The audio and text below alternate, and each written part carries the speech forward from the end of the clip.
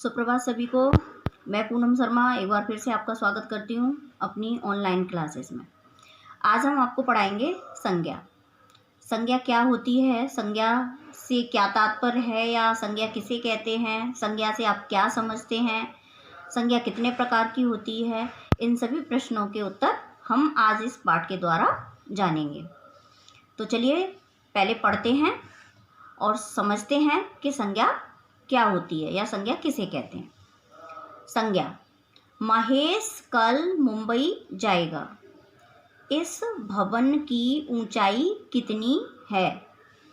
उपर्युक्त वाक्यों में महेश किसी व्यक्ति का नाम है, मुंबई किसी स्थान का नाम है तथा भवन किसी वस्तु का नाम है। ऊंचाई से ऊंचा होने का भाव प्रकट होता है। ये सभी शब्द संज्ञा शब्द हैं। अब इस प्रकार हम संज्ञा की परिभाषा कह सकते हैं कि किसी व्यक्ति, वस्तु, स्थान या भाव आदि के नाम को संज्ञा कहते हैं। इसका तात्पर्य यह है कि किसी भी चीज़, वस्तु, स्थान या भाव, गुण, दोष आदि के नाम को संज्ञा कहते हैं। वाक्य में संज्ञा की पहचान दो प्रकार से की जा सकती है। पहला, संज्ञा के बाद परसर्ग यानी कि चिन्ह यानी कि जो हमारे 8 कारक होते हैं उनके जो चिन्ह होते हैं प्रत्येक के अलग अलग 8 के, जैसे कर्ता का होता है ने, कर्म का को, इसी प्रकार 8 कारक के जो चिन्ह होते हैं उन्हें परसर्ग कहते हैं। परसर्ग ने, को, से, के लिए, मैं, पर आदि आ सकते हैं। जैसे महेश ने श्याम को लड़के के लिए चाकू से दिल्ली में। इन सभी नामों के साथ में परसर्ग लगे हुए हैं यानी कि चिन्ह लगे हुए हैं। दूसरा है, संज्ञा के पहले विशेषण का प्रयोग हो सकता है। जैसे छोटी मेज, अच्छा लड़का। विशेषण यानी कि जो किसी संज्ञा या सर्वनाम की विशेषता बताते हैं उन शब्दों को विशेषण कहते हैं। तो संज्ञा से पहले क्या लगे रहते हैं, विशेषण लगे रहते हैं। जैसे छोटी मेज, मेज कैसी बताई गई है यहाँ, छोटी। लड़का कैसा बताया गया है, अच्छा। परसर्ग या विशेषण के न होने पर भी किसी व्यक्ति, वस्तु, स्थान या भाव के नाम के कारण संज्ञा को पहचाना जा सकता है। संज्ञा के प्रकार। अब हम यहाँ इतने इसको जान गए कि संज्ञा क्या होती है, संज्ञा किसे कहते हैं, संज्ञा से आप क्या समझते हैं। ये हम सबको पता चल गई कि किसी भी व्यक्ति, वस्तु, स्थान या भाव आदि के नाम को संज्ञा कहते हैं। अब हम जानेंगे संज्ञा के प्रकार। संज्ञा पद वाक्य में विभिन्न रूपों में कार्य करता है। संज्ञा के जो शब्द होते हैं और ये इसका जो वाक्य में विभिन्न रूपों में अलग अलग यह कार्य करते हैं। पद होते हैं, पद यानी कि शब्द। शब्दों को ही पद कहते हैं। पद तब बनते हैं जब उनको हम वाक्यों में प्रयोग करते हैं। पॉइंट नंबर 1, मोहन सो रहा है, कर्ता के रूप में। वह दूध पी रहा है, कर्म के रूप में। राजू विद्यार्थी है, पूरक के रूप में। उसने चाकू से सेब काटा, कर्ण के रूप में, कर्ण कारक के रूप में। अब यहाँ पर देखेंगे संज्ञा के भेद। संज्ञा के मुख्यतः 3 भेद होते हैं: व्यक्तिवाचक संज्ञा, जातिवाचक संज्ञा और भाववाचक संज्ञा। तो अब सबसे पहले हम जानेंगे व्यक्तिवाचक संज्ञा क्या होती है, फिर पढ़ेंगे हम जातिवाचक संज्ञा क्या होती है और फिर जानेंगे कि भाववाचक संज्ञा क्या होती हैं। अब पढ़ते हैं व्यक्तिवाचक संज्ञा। जिस संज्ञा शब्द से किसी विशेष व्यक्ति, वस्तु या स्थान का बोध हो उसे व्यक्तिवाचक संज्ञा कहते हैं। जैसे महात्मा गांधी, सचिन, कृष्ण विशेष व्यक्ति। यहाँ देखिए, ध्यान दीजिए, महात्मा गांधी, सचिन और कृष्ण ये किसी व्यक्तियों के नाम हैं यानी कि एक विशेष व्यक्तियों के नाम हैं। दिल्ली, आगरा, कानपुर यह एक स्थान के नाम है, विशेष स्थानों के नाम हैं। सूरसागर और रामचरितमानस यह एक विशेष ग्रंथ के नाम है। ग्रंथ यानी कि पुस्तक के नाम है।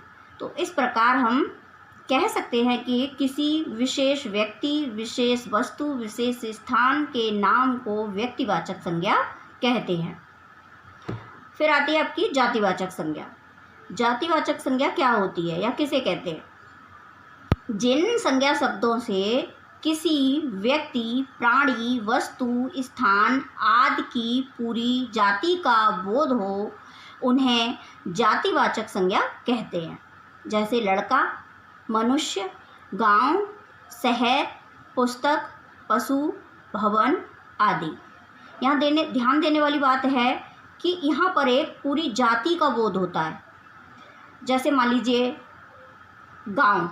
अब गांव तो विभिन्न प्रकार के होते हैं, छोटे भी होते हैं, बड़े भी होते हैं, अलग अलग नाम भी होते हैं।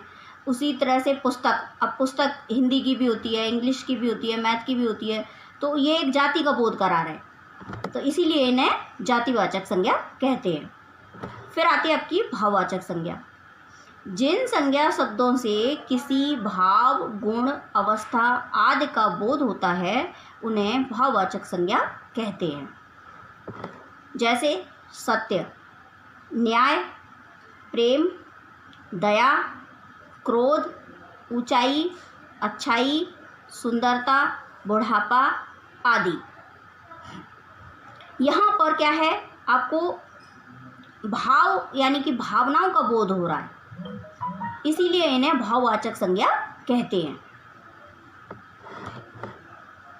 कुछ विद्वान संज्ञा के दो अन्य भेद भी मानते हैं, जिनमें आपके द्रव्यवाचक संज्ञा और समुदायवाचक संज्ञा आती हैं।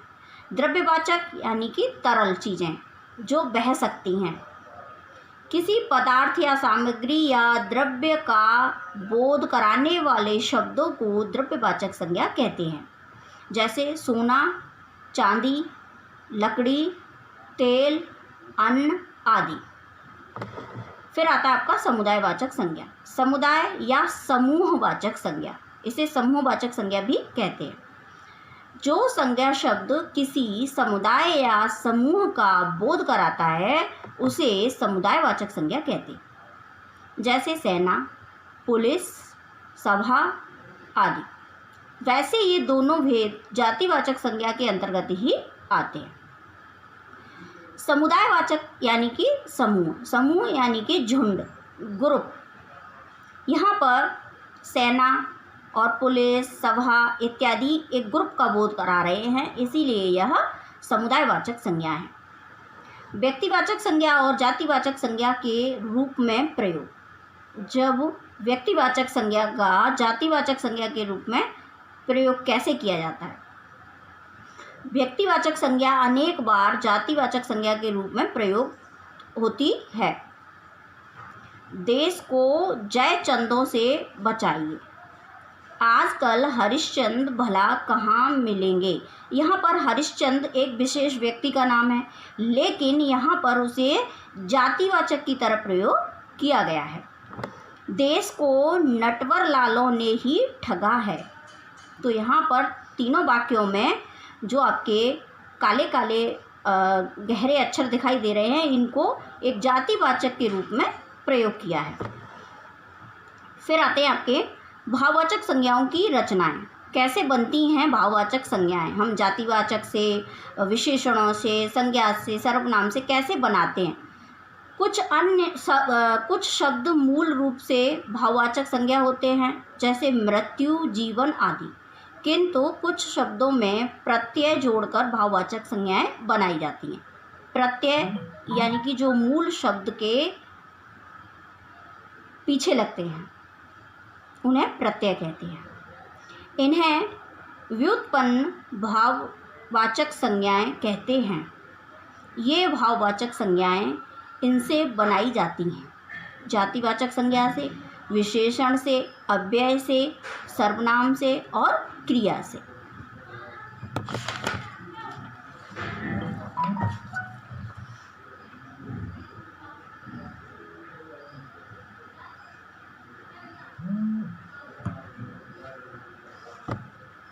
यहाँ पर कुछ उदाहरण दिए गए हैं। जातिवाचक संज्ञा से किस तरह से हम भाववाचक संज्ञाएं बनाते हैं, जैसे शत्रु से शत्रुता, मित्र से मित्रता, मानव से मानवता इत्यादि।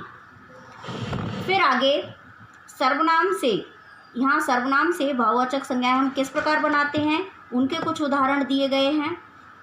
अहम से अहंकार, मम से ममत्व या ममता, निज से निजत्व या निजता और इत्यादि। विशेषणों से किस प्रकार हम भाववाचक संज्ञाएं तैयार करते हैं, वो यहाँ पर तालिका में दी गई हैं।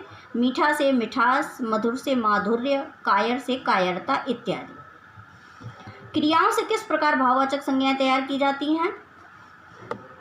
कसना से कसावट, खोजना से खोज, काटना से कटाई, लिखना से लिखाई इत्यादि।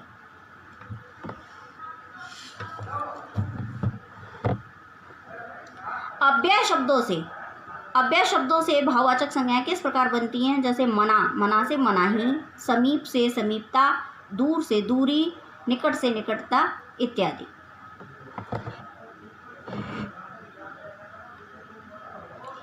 इस प्रकार आपका संज्ञा वाला पाठ पूरा होता है और उम्मीद है कि आपको रीडिंग और एक्सप्लेन दोनों अच्छे से समझ में आ गए होंगे। अब हम आपको इसमें से जुड़े हुए कुछ गृह कार्य और आपका कक्षा का जो कार्य क्लास वर्क देंगे, उसको आप बैठ करके संपन्न करिए। धन्यवाद।